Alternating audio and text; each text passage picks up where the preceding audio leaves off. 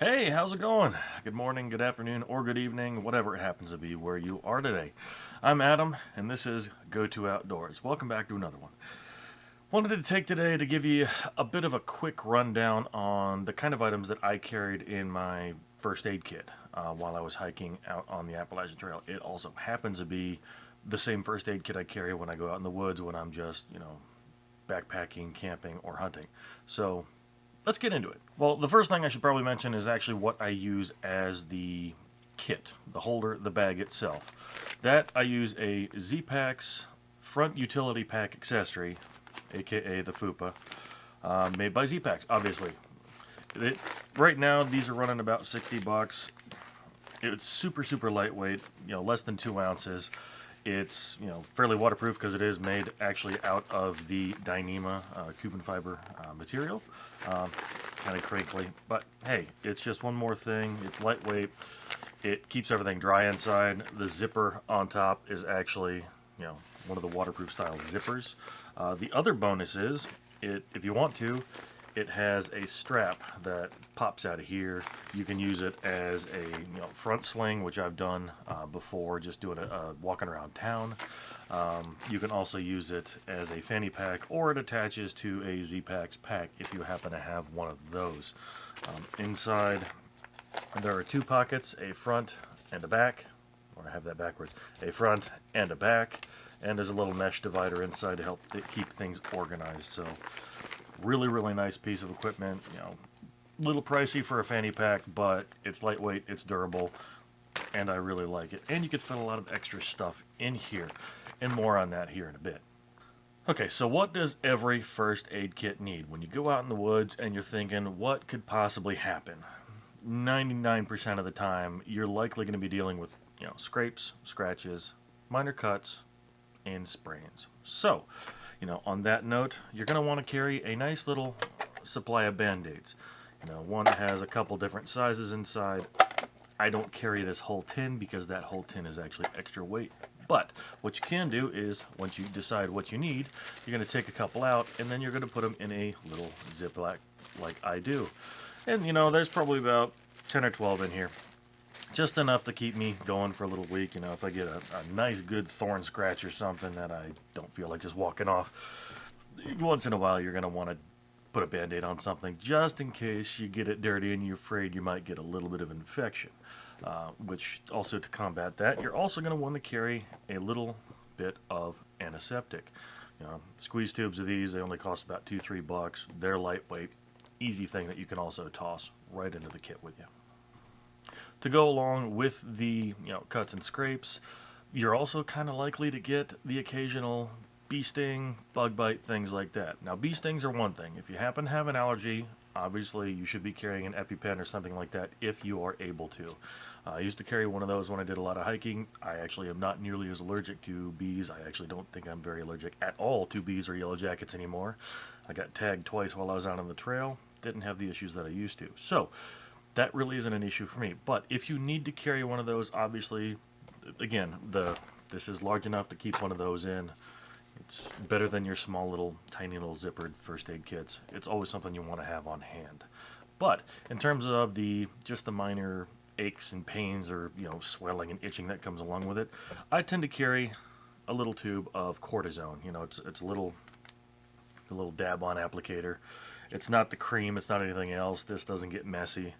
So it's one thing I always have in there. Mosquito bites in certain parts of the trail or even certain parts when you're going outside can be brutal, and you don't want to deal with it if you can help it. So pop some of that on at night, keep you from itching yourself to death.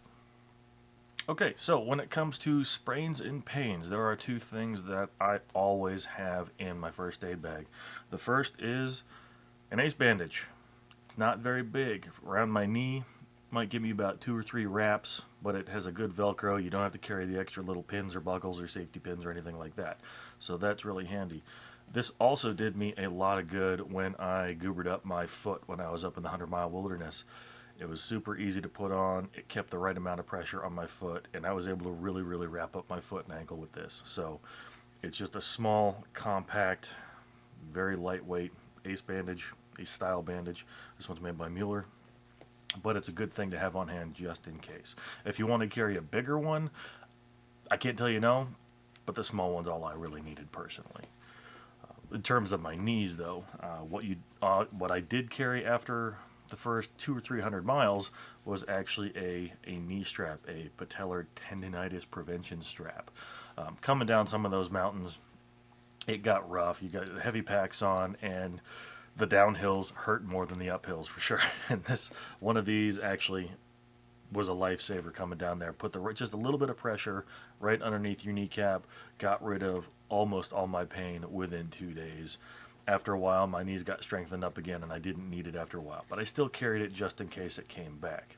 One point I did notice, though, is when my pain went away and I started wearing this kind of as a prevention, I noticed this actually started causing more pain than it relieved when I wasn't wearing it at all. So I carried it. I didn't use it all the time. I did not use it, especially when I didn't need it. So something to keep in mind. Another useful item that I carried, and I'm going to carry forever, is actually this right here. This is Lupo Tape. This is a full roll. It's 1.5 inch by 15 yards. Right now they're running about $9 on Amazon is where I got it. This stuff is awesome. I used it as soon as I got a blister forming. You can use it to tape up injuries. I taped up my ankle, taped up my heel, taped up my knee. Essentially what this is KT tape, but it's a heck of a lot less expensive.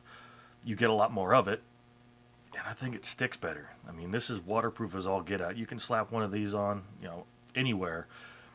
Even, if you apply it when it's dry, it'll stick for as long as you need it to. If you apply it when you're sweating, it's going to pop off again.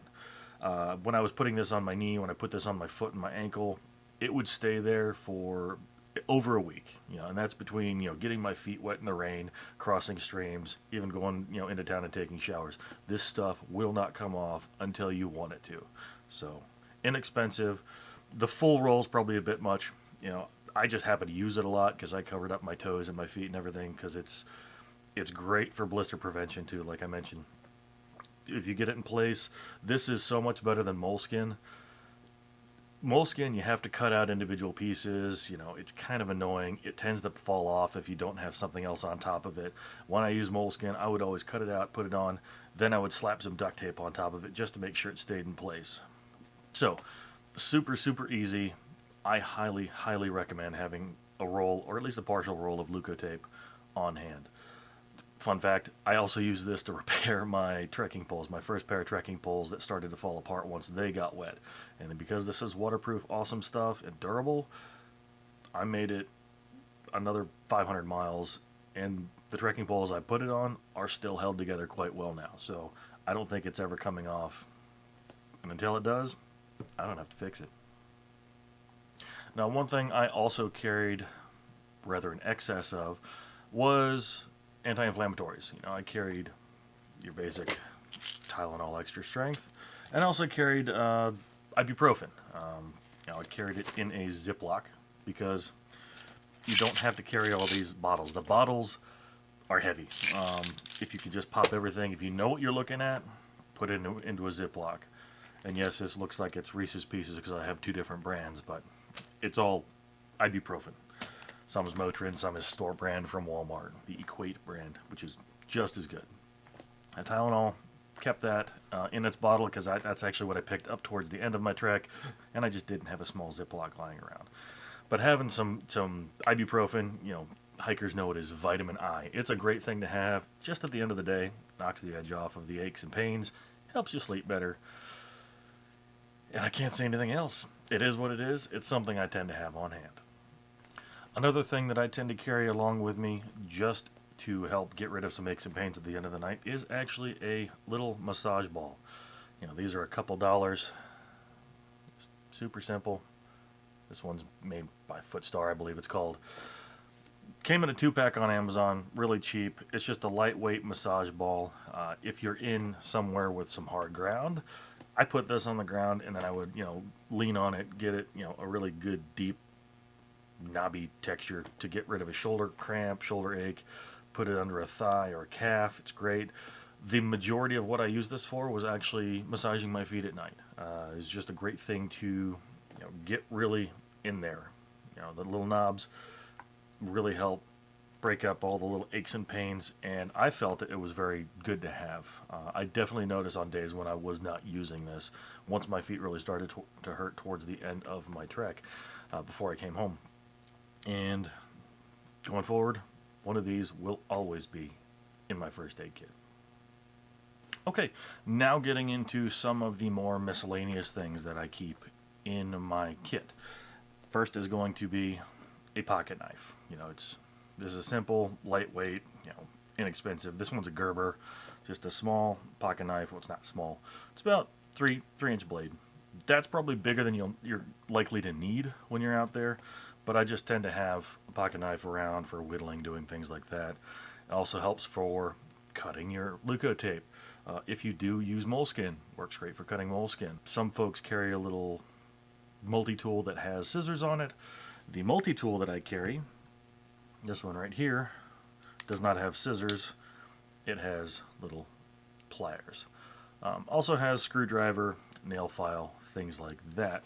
You know, some of the more handy things. To be honest, mostly what I used my knife or my multi-tool for was actually opening up packages. Opening up food. You know, you don't want to rip it and have something go all over the place, because then you gotta clean it up. You know, pack in, pack out, clean up after yourself, folks. It's very important. So use a knife just to open packages. That's what I used it for most of the time. Another thing I carried was just a little tiny pair of fingernail clippers. On that note, if you're going to use these out there, use them away from other people, and especially use them away from where people are cooking and eating. A lot of folks don't, and that's not cool. I'm just going to leave it at that. Another thing I like to carry, just a little thing of lip balm, Burt's Bees. This happens to be the dragon fruit lemon flavor. Very nice. Something to keep on hand, you know, because if you're in the cold, you're in the wind, you're going to have times like that. It's just something more you can keep right on your in your kit. Keep your lips from chapping. Don't like chapped lips. They're not good. I also like to carry a couple extra miniature carabiners. These ones are the lightweight ones that came from Z-Packs. I actually ordered these when I got the pack itself, the front utility pack accessory, the Fupa.